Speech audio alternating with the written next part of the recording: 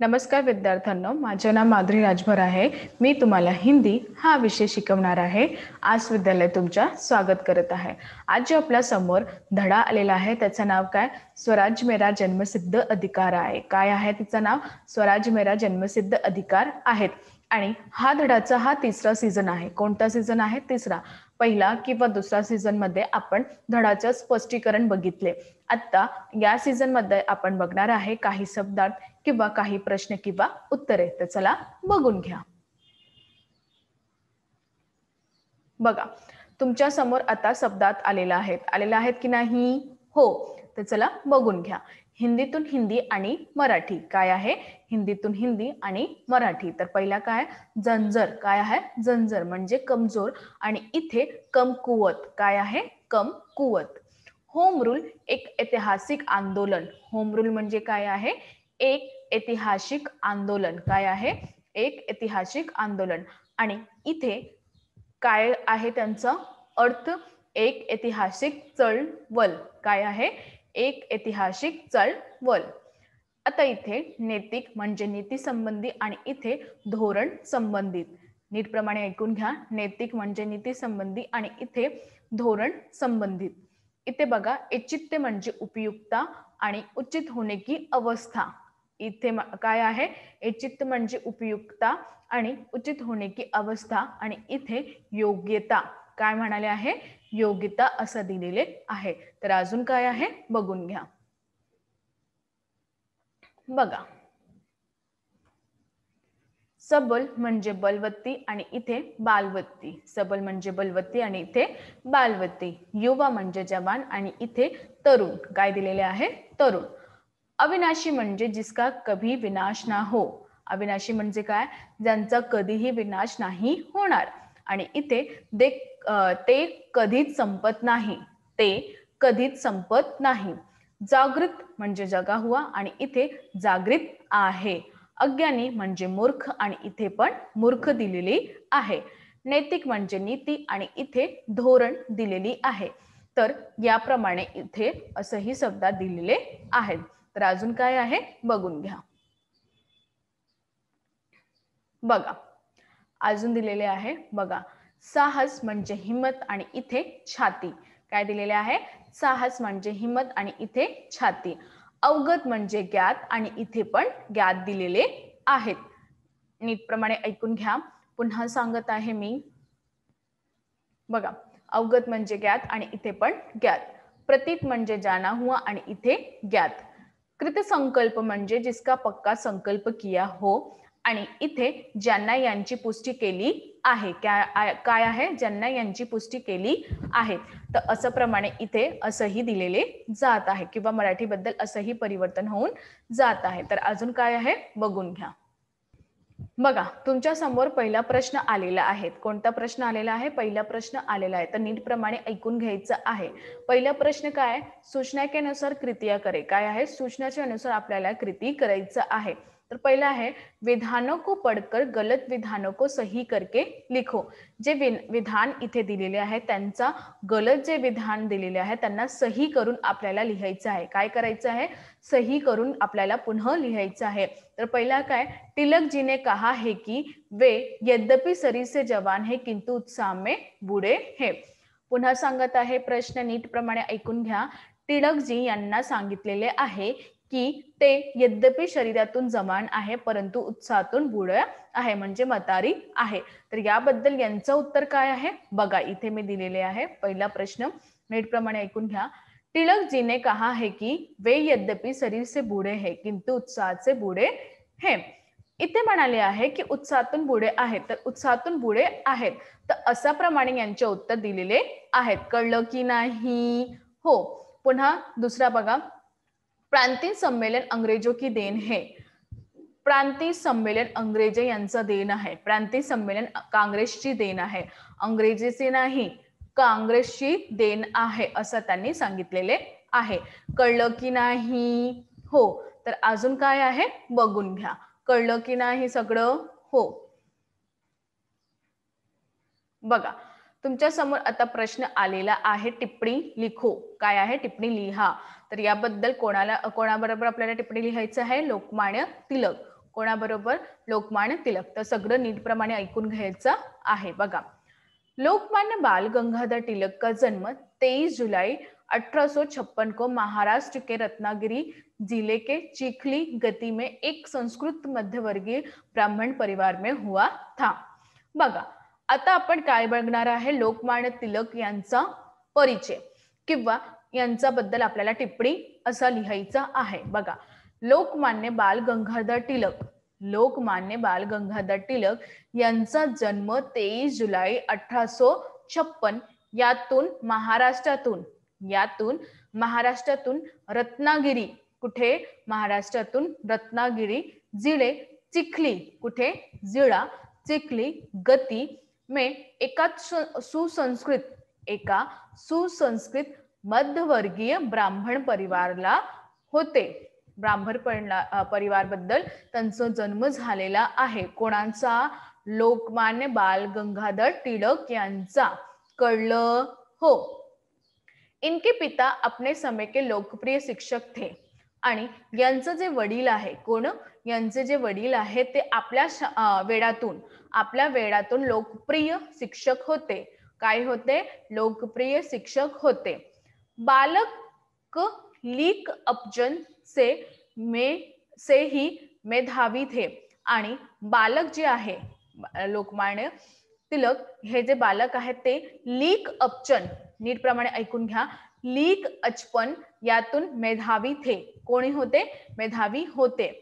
तिलक ने BA honours के बाद बंबई से LLB की परीक्षा पास की. टिळक यांनी नेबी, कुठे? नेबी ए ऑनर्स याचा आगे बंबई इथे LLB काय? LLB की परीक्षा पास की. LLB यांची परीक्षा पास केलेली आहेत. कळलं की नाही? हो. वे उन दिनों भी सोचा करते थे कि देशवासियों की सेवा के लिए सर्वोत्तम योजना क्या हो सकती है. आणि त्याबद्दल त्यावेळा पण त्यांच्या मनात असं विचार होते की जे आपली देश आहे त्यांच्या मनात असं विचार होते की आपले जे देश आहे त्यांचे देशवासी जे आपले देशवासी आहे त्यांच्यासाठी सेवा करणाऱ्या सर्वोत्तम योजना काय होणार किंवा काय होऊ शकणार आहे असा त्यांचा विचार होते. उन्होंने 1880 में न्यू इंग्लिश स्कूल और कुछ साल बाद फंगियूनस कॉलेज की स्थापना की. नीटप्रमाणे ऐकून घ्या. बाल गंगाधर टिळक यांनी, नीटप्रमाणे ऐकून घ्यायचं, बाल गंगाधर टिळक यांनी 1880 मध्ये न्यू इंग्लिश स्कूल आणि काही वर्षीपूर्व फंगियूनस कॉलेज यांची स्थापना केलेली आहे. कळलं की नाही? हो. आता बघा, टिळक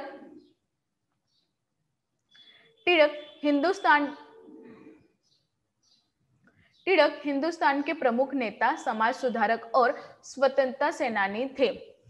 हा जे बाल गंगाधर टिळक आहे हे एक हिंदुस्थानी आणि प्रमुख नेता, नीटप्रमाणे ऐकून घ्या, प्रमुख नेता आणि समाज सुधारक आणि स्वतंत्रता सेनानी राहिलेले होते. पराधीन भारत में सबसे पहले उन्होंने ही पूर्ण स्वराज की मांग उठाई थी. पराधीन भारत बद्दल, कुठे?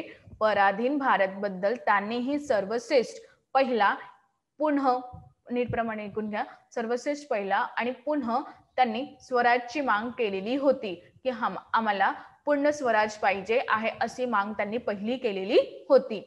लोक सम्मान के साथ उन्हें लोकमान्य नाम से पुकारते थे आणि त्यांच्यासाठी किंवा त्यांच्या सन्मानासाठी त्यांना लोकमान्य नामातून पुकारत जात होते. कोणत्या नामातून?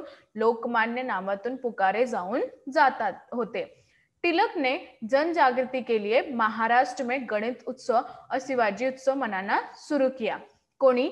जसं आपण गणेश उत्सव बनवत आहे आणि शिवाजी जयंती जे बनवत आहे त्यांच्या म्हणत आहे की टिळक यांनी जनजागृतीसाठी, कोणासाठी? टिळक यांनी जनजागृतीसाठी महाराष्ट्रातून, कुठे? महाराष्ट्रातून गणेशोत्सव आणि शिवाजी उत्सव बनवण्यास सुरुवात केलेले आहेत.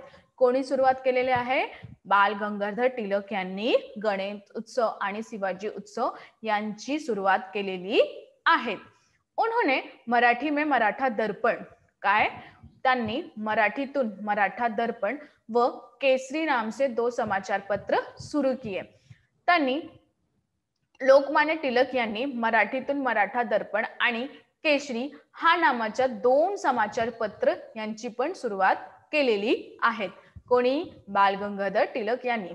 इनमें अंग्रेजी शासन की क्रूरता का चित्रण, आणि यामध्ये काय दिलेले आहे की अंग्रेजी शासन, कुठं?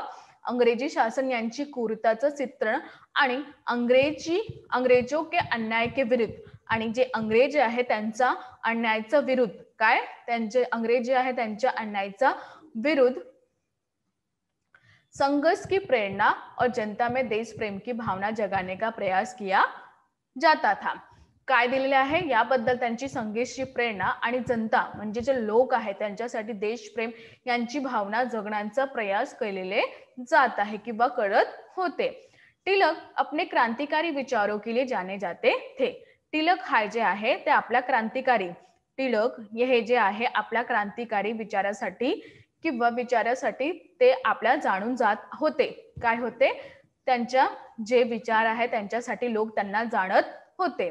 देश की अथक सेवा करते हुए भारत माता का ये सपूत, देशची अथक सेवा, लोकमान्य टिळक यांनी देशची खूपच सेवा केलेली आहे आणि जे भारत माताचे हे सपूत होते 1 अगस्त 1920 को चिरनिद्रा में लीन हो गए. आणि कुठे? हा जे देशची अथक सेवा त्यांनी केलेली आहे त्याबद्दल भारत माताचा हा एक सपूत यांच्या नावातून पण प्रसिद्ध झाले होते. आणि 1 ऑगस्ट 1920 कधी? 1 ऑगस्ट 1920 यातून ते चिरनिद्रातून लीन होऊन गेलेले होते. कळलं की नाही? लवकरच लवकर सांगा. हो, तर अजून काय आहे बघून घ्या. तुम्हाला अजून काही माहिती दिलेली आहे किंवा अजून काही माहिती तुम्हाला माहित आहे जे लोकमान्य टिळक यांच्यासाठी किंवा यांच्याबद्दल, तर तुम्ही ते पण लिहू शकता. कळलं की नाही? कारण की हा टिप्पणी आहे, त्यांच्या जीवनात त्यांनी काय काय केलेले आहे किंवा त्यांचं जन्म मरण आणि त्याबद्दल त्यांचा काय सुधार झालेला आहे त्यांचा नाही आहे, परंतु आजपर्यंत ते गणेशोत्सव आणि शिवाजी उत्सव हा बनवलेले जातात आहे. तर याबद्दल तुम्हाला अजून काही माहिती आहे ना, तर ते पण तुम्ही लिहू शकतो. कळलं? हो, हा सगळं तुम्ही लिहू शकता. असं नाही की मी जितकं दिलेलं आहे तुम्ही त्याच पर्यंत लिहायचं, असं काहीही नाहीये. तुम्हाला अजून माहिती आहे तर तुम्ही हा सगळं लिहू शकतो. कळलं? हो, तर अजून काय आहे बघून घ्या. बघा, उत्तर लिखो. लोकमान्य टिळक जी द्वारा दिया गया नारा. लोकमान्य टिळक यांनी लोकांना एक नारा दिलेले होते. ते कोणता नारा आहे? स्वराज्य मेरा जन्मसिद्ध अधिकार है. कोणता नारा होता? स्वराज्य माझा जन्मसिद्ध अधिकार आहेत, असा त्यांचा नारा होता. आणि लोकांना ते पुन्हा पुन्हा ते सांगायचा प्रयत्न करायचं होते किंवा प्रयत्न का ते लोकांना सांगत होते की सगळ्यांना तुम्हाला लोकांना एकजूट होकर हा नारा तुम्हाला बोलणार आहे. हा नारासाठी त्यांनी खूपच प्रसिद्ध केलेले होते. तर अजून काय आहे बघून घ्या. बघा, प्रश्न 4 तुमच्या समोर आलेला आहे. जन्मसिद्ध अधिकार की विशेषताएं 4. आता तुम्हाला जन्मसिद्ध अधिकार यांची विशेषता सांगितलेले आहे किंवा सांगणार आहे. तर याप्रमाणे इथे 1 2 3 4 उत्तर तुम्हाला लिहायचे आहे. तर पहिला कोई हथियार इसे काट नहीं सकता. कोणताही हत्यार त्यांना कापू नाही शकतात. कोई आग इसे जला नहीं सकता. कोणताही अग्नी याला जळवून नाही शकणार आहे. कोई जल इसे भिगो नहीं सकता.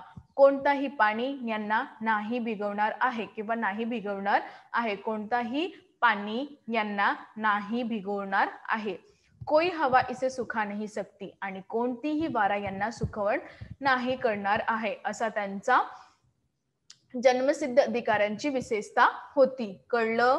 हो, तर आज आम्ही काय शिकलो? आज मी शिकलो की कशा प्रमाणे आपल्याला प्रश्न किंवा उत्तरे लिहायचं आहे. आज आपल्याला एक नवीन प्रश्न भेटलेला आहे. टिप्पणी लिहा.